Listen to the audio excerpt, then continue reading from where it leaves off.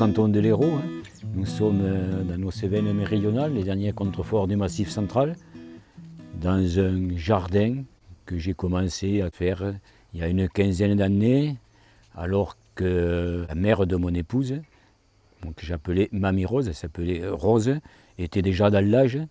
Donc elle faisait le jardin dans les laisses au-dessus, et comme elle prenait beaucoup de peine à faire son jardin, je lui ai dit, si vous voulez, on a un morceau de terrain en bas, si vous voulez, on va l'aménager et on va essayer de faire votre jardin en bas.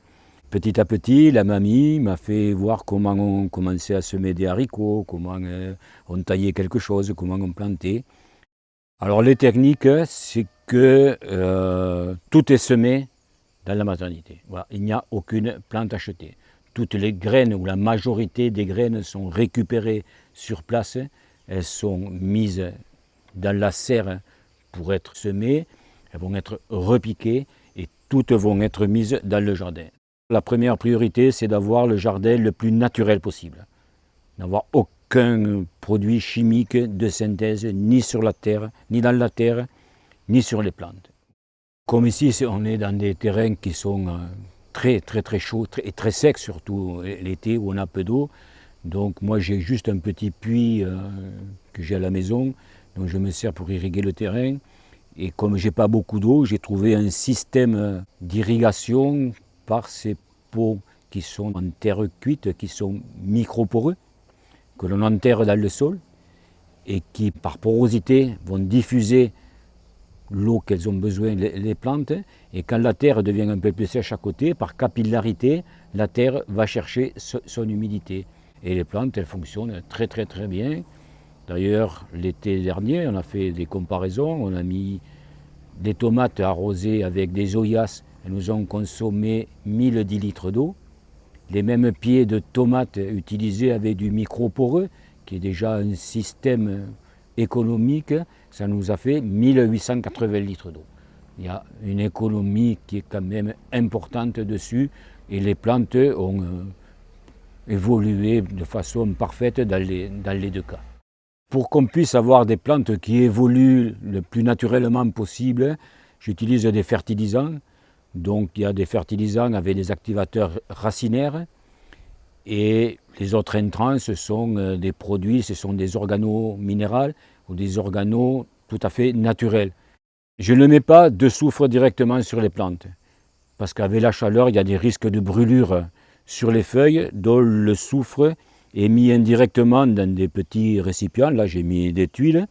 On va mettre du soufre micronisé dessus, et par effet de chaleur, il va vaporiser. Les plantes ne vont prendre que ce qu'elles ont besoin, sans être stressées par le soufre qu'on va leur mettre dessus. Pour avoir des auxiliaires dans le jardin, d'abord j'ai un petit hôtel à insectes qui de temps en temps viennent nicher là-bas, mais c'est surtout remettre dans le jardin tout un tas d'associations de plantes qui vont aider les auxiliaires à venir polliniser le jardin. Il y a des planches pour deux raisons. D'abord, quand on passe au milieu des légumes, pour éviter de tasser sans arrêt la terre dessous. Et sous ces planches, quand on les soulève, ils gardent beaucoup d'humidité. On va déplacer les plantes en fonction de la rotation de culture. Donc, les tomates qui sont mises là cette année, l'an prochain, vont être mises dans un autre endroit.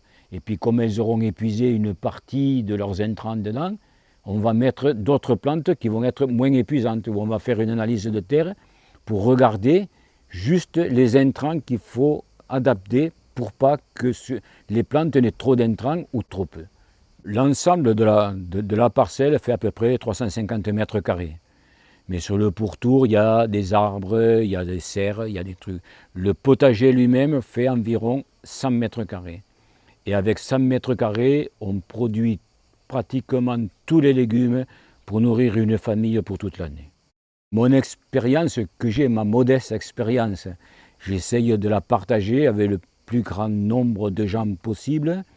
Là, je fais des visites du jardin tous les mardis, juillet et août, donc pour expliquer ce que je fais dans le jardin, pas ce qu'il faut faire, mais ce que je fais, ce que ça donne.